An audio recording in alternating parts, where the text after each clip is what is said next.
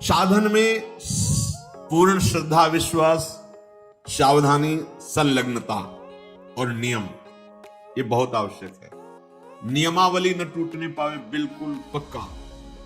आप कुछ वर्षों तक नियम आप पकड़े रहिए, फिर नियम आपको पकड़ लेगा। नियम किसे कहते हैं? शौच, संतोष, तपः, स्वाध्यायेश्वर प्राणिधानानि नियमाः। शौच, संतोष, तप, स्वाध्याय, ईश्वर, प्रणिधान। आपका शरीर पवित्र रहना चाहिए, वस्त्र पवित्र रहने चाहिए, तब हृदय पहले बाहर की पवित्रता को संभालो, फिर हृदय की पवित्रता की तरफ। जो अभी संसंग में शुरुआत में कहा कि मन से निरपेक्ष होना, तो ये परम पवित्र होने वाली बात है। मन से निरपेक्ष तभी जब राधा राधा चल रहा है, नाम चल रहा है, ये आपको बहुत पवित्र कर देगा हृदय आपको। जब आप उसमें रागात्मक भाव से मन में लग जाते हैं तो अपवित्र हो जाता है। जैसे स्वर्ण को तपाया जाता है तो मल छोड़ देता है, निर्मल हो जाता है, ऐसे मन में जब जलन होती है तो पवित्र हो रहा है। आप समझ नहीं पाते और विचलित हो जाते हैं, वो मन ही की मलिनता नष्ट हो रही है, आप उसे अपने में लेकर के दुखी हो रहे हैं। उसको जलने दीजिए, वो निर्मल हो रहा है। तपने पर जैसे स्वर्ण चमकने लगता है, ऐसे जो ताप सह जाता है मन निर्मल हो जाता है। तन को पवित्रता से युक्त रखें तो मंत्र और नाम आप देखिए स्वतः बहुत जल्दी जल्दी आपकी उन्नति होगी। ये अपवित्रता है। नियम में सबसे पहला है शौच, पवित्रता। आपका उठना बैठना, खाना पीना, देखना सुनना, चलना फिरना भगवत स्मरण करते हुए पवित्र भाव से, और शरीर को भी पवित्र रखना। देखो जिनको ऐसा सौभाग्य नहीं मिला है, गृहस्थी में नाना प्रकार के कार्यों में रत है, तो अपवित्र हुआ सर्वावस्थांगतो विवा। जैसी भी स्थिति में हो तुम राधा राधा बोलो, पर आपको तो सौभाग्य मिला हुआ है कि आप हर समय असंग और पवित्र लाभ लीजिए, और उस लाभ को जगत मंगल के लिए प्रभु के चरणों में अर्पित कीजिए। इसके लिए बहुत बढ़िया अवसर मिल गया है। आपका पवित्रता पर ध्यान होना चाहिए, आपका शरीर पवित्र होना चाहिए, आसन पवित्र होना चाहिए। शौचाचार के विषय में पीछे सत्संग में बताया गया है। मिट्टी जल आदि से शरीर की और राग द्वेष आदि त्याग कर भगवत स्मरण करते हुए हृदय की पवित्रता होती है। संतोष, चाहे गृहस्थ हो चाहे विरक्त हो, भगवत प्राप्ति करना है तो ये लाना ही होगा हृदय में। बिन संतोष न काम न साही, अछत काम सुख सपने नहीं। यदि संतोष नहीं है तो कामनाओं की बाढ़, जहां कामनाएं हैं। कोई कोई तो कहते कि मांस वगैरह खाते हैं और आपके आदेश से हम ब्रह्मचर्य का निर्वाह करना चाहते हैं, त्रिकाल में नहीं कर सकते। राक्षसी भोजन पाओगे और तुम ब्रह्मचारी बनोगे, तुम आसुरी प्रवृत्ति धारण करोगे, और सच्चिदानंद में बिना चित्त जोड़े तुम इन दिव्य व्रतों का पालन कर सकते हो? कदापि नहीं।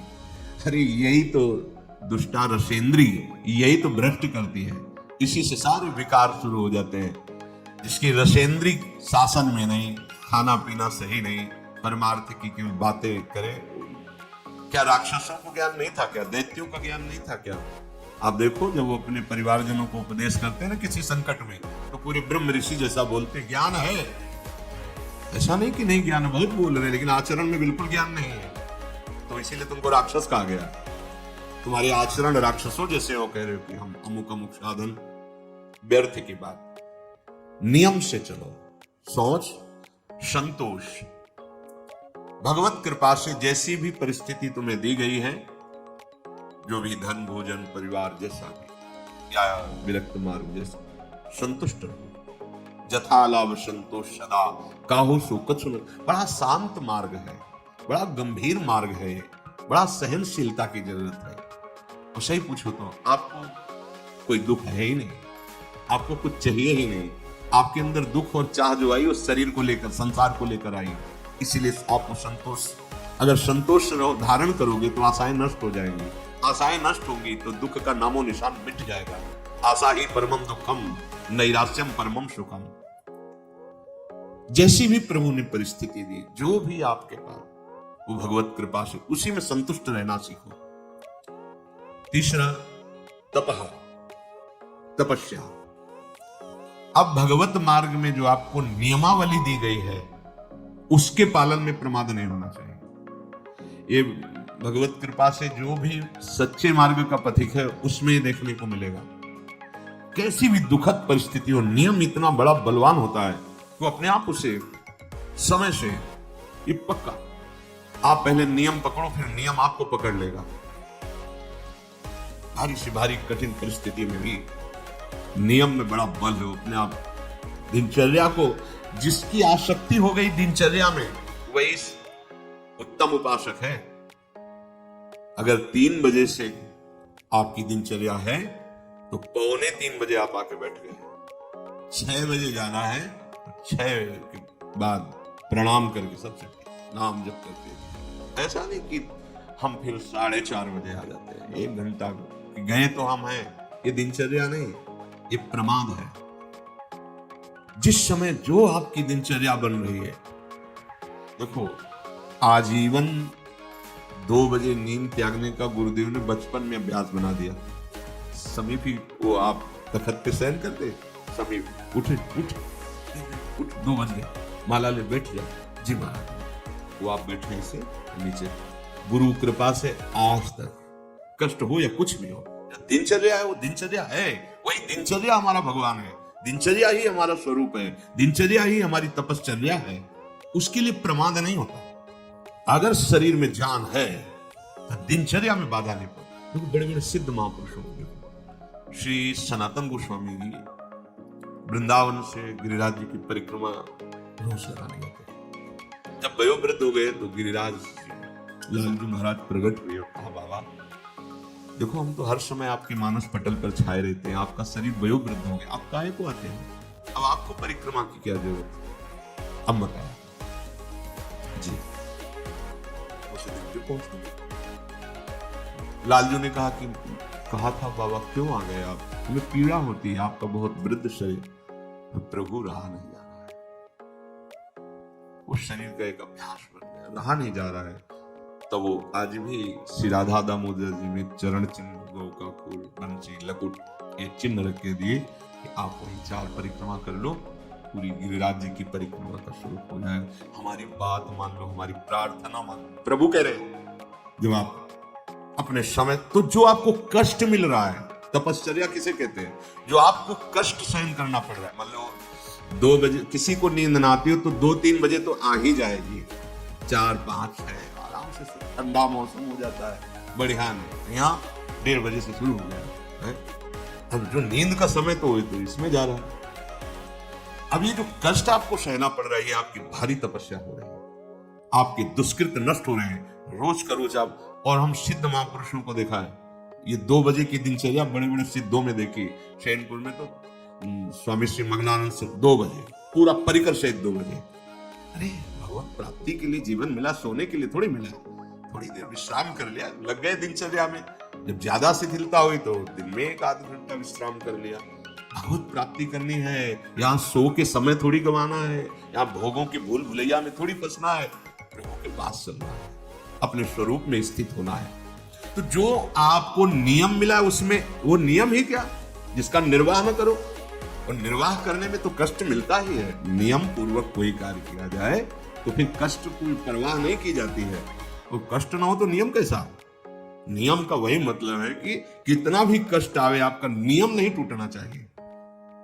साधक की ऐसी दिनचर्या होनी चाहिए। इस समय तो सत्संग में होंगे, इस समय तो श्रृंगार में होंगे, पूरी जीवन की दिनचर्या होनी चाहिए। आप पूज्य सदगुरुदेव भगवान 25-26 वर्ष से तो वही दिनचर्या दे, उतनी दिनचर्या, वही राइट टाइम, कोई उत्सव सेवा बधावा में समय का थोड़ा परिवर्तन, दिनचर्या वही। सहचरी भाव की रसका स्वादन कराने वाले दिनचर्या। अगर हमारी दिनचर्या ठीक नहीं तो ब्रह्मचर्य ठीक नहीं है, दिनचर्या ठीक नहीं तो प्रमाद स्थिति है, दिनचर्या ठीक नहीं तो आपका भगवत प्राप्ति लक्ष्य नहीं बना है। नहीं तो दिनचर्या में आपका कोई भी गुंजाइश, दिनचर्या पर बिल्कुल। कृष्णाश्रम स्वामी जी बड़े बड़े महात्माओं को देखा है, सुई के घड़ी की सुई के नोक में है दिनचर्या, 1 मिनट का अंतराय रहे, वो मन को अपने वश में कर लिए, इंद्रियों को वश में कर लिए। अपने नियम पालन में, धर्म पालन में, साधन मार्ग में जो कष्ट मिलता है, शीत उष्ण मान अपमान, इन सबको सहना यही तपस्या है। अब आप ब्रह्मचारी हैं, कभी कभी काम की वृत्ति आती है, वो आपको जलाती है, प्रेरित करती है, शांत, किसी से कहना नहीं, कहने से सत्ता दृढ़ होती है कि आज हम बहुत विकसित हैं, शांत, कैसे मुस्कुराते, हाँ नहीं कोई परेशान, कोई परेशान, प्यारो राग, सत्ता ही खत्म। स्वाध्याय आचार्य ग्रंथ का, महापुरुषों की वाणियों का, शास्त्रों का स्वाध्याय नियमित होना चाहिए। जैसे अपने यहां वाणी का नियमित स्वाध्याय होना चाहिए। और ईश्वर प्रणिधानानि, अपने आराध्य देव जो गुरुदेव ने बताया है, अपनापन तभी सिद्ध होता है जब गुरु प्रदत्त होता है।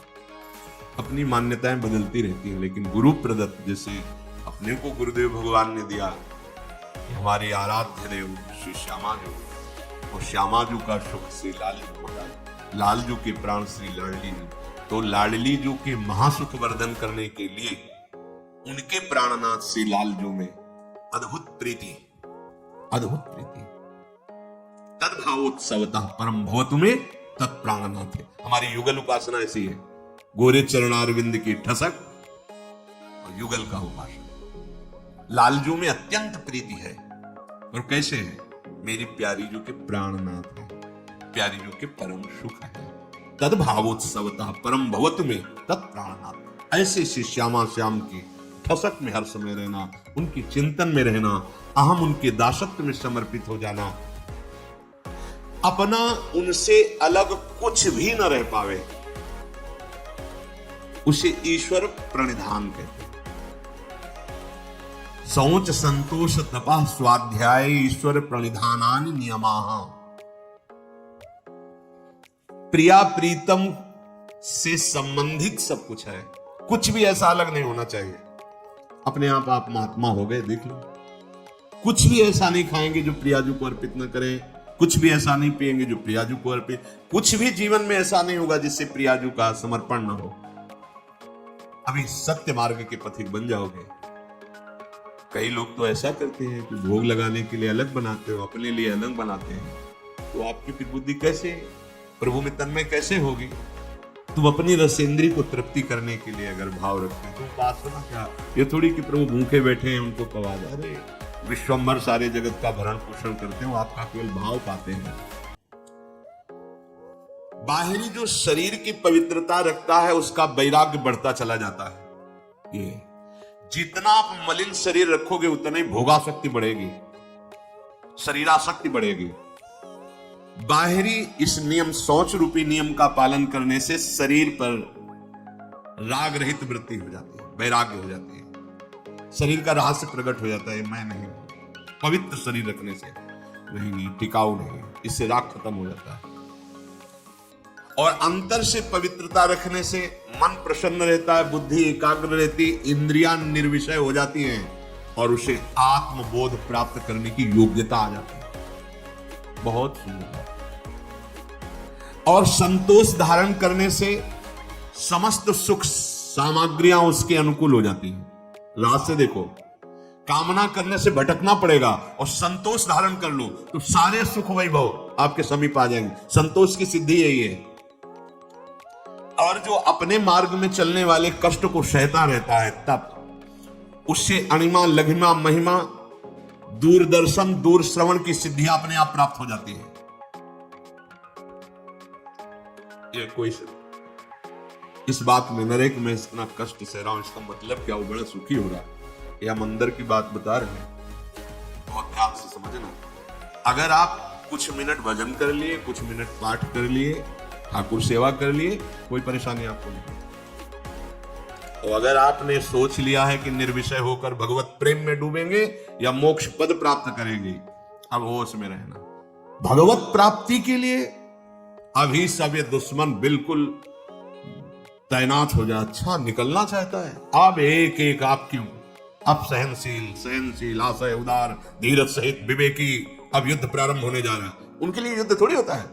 तुषार माला की आरती पूजा, खाए पिए मौज मस्ती, फिल्म देख रहे हैं, सब बैलेंस बन के चल रहा है। मन काय को मन जान रहा है, तुम्हारे अंदर चाह ही नहीं पैदा हो सकती भगवत प्राप्ति की। भोगेश्वर प्रसक्ता नाम, जहां भोग में आ सकती है, चित्त का अपहरण है भोगों में। दो चार माला बढ़िया है, प्रायः ऐसा ही भजन अच्छा लगता है। लेकिन निर्विषय होकर कष्ट सहते हुए नेमावली का पालन करते हुए भजन, ये उसको कह रहे, ये भागवतिक सिद्धियां हैं। अणिमा लघिमा महिमा गरिमा, दूरदर्शन दूर श्रवणेन्द्री, ये सब सिद्धियां उसका वर्ण कर लेती है। जो ये अपने मार्ग में अपनी दिनचर्या में बिल्कुल फर्क नहीं डालता और सहन करता हुआ किसी से कुछ नहीं कहता, आगे बढ़ता रहता है। भगवान बड़े कृपालु हैं। अगर आप इन बातों को मान लेंगे तो कृपा करके आपकी जलन शांत कर देंगे। समय का इंतजार करो, बहुत आनंद देंगे। आप रो रो के कहोगे कि आप जैसा कृपालु कोई है नहीं। जो नित्य स्वाध्याय करता है तो इष्ट दर्शन की योग्यता उसके अंदर आ जाती है। 84 हरिवंश कृत पढ़े सुने निशिभोर, छुटी 84 भ्रमंते निर्खय जुगल किशोर। नियम पूर्वक।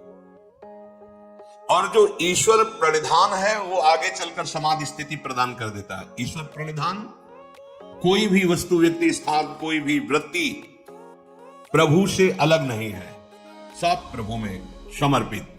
दृढ़ निष्ठा अपने आराध्य देव की, चलते फिरते समाधि लगने लगती, भाव में एकदम तन्मय है। शरीर से क्रियाएं हो रही या निष्क्रिय, उससे कोई मतलब। स्वामी जी महाराज इसी समाधि के लिए कहे, आओ समाधि चित्त न डुलाए। अगर इतु चित्त डुलाए तो अगला जन्म हो जाएगा। श्यामा श्याम की चरणारविंद के चिंतन में, उनकी लीला गायन में, उनकी लीला चिंतन में, ऐसा जहां सौंदर्य रूप, ऐसा जहां प्रेम रस बरस रहा है, वो कुंज निकुंज झलकने लगेगा। भारी समाधि स्थिति है। उपासक को चाहिए, जिसका शरीर रोगी है, वयोवृद्ध है, उनके लिए बात नहीं कह रहे। यदि आप जवान हैं, आपका शरीर स्वस्थ है, तो आसन पर बैठना सीखें। बहुत जरूरी है इंद्रिय संयम के लिए, मनोनिग्रह के लिए, और शरीर की जो वायु है उसको पचाने के लिए। अब नौजवान है, कोई रोग नहीं है, कुर्सी में बैठे भाई कैसे बैठे?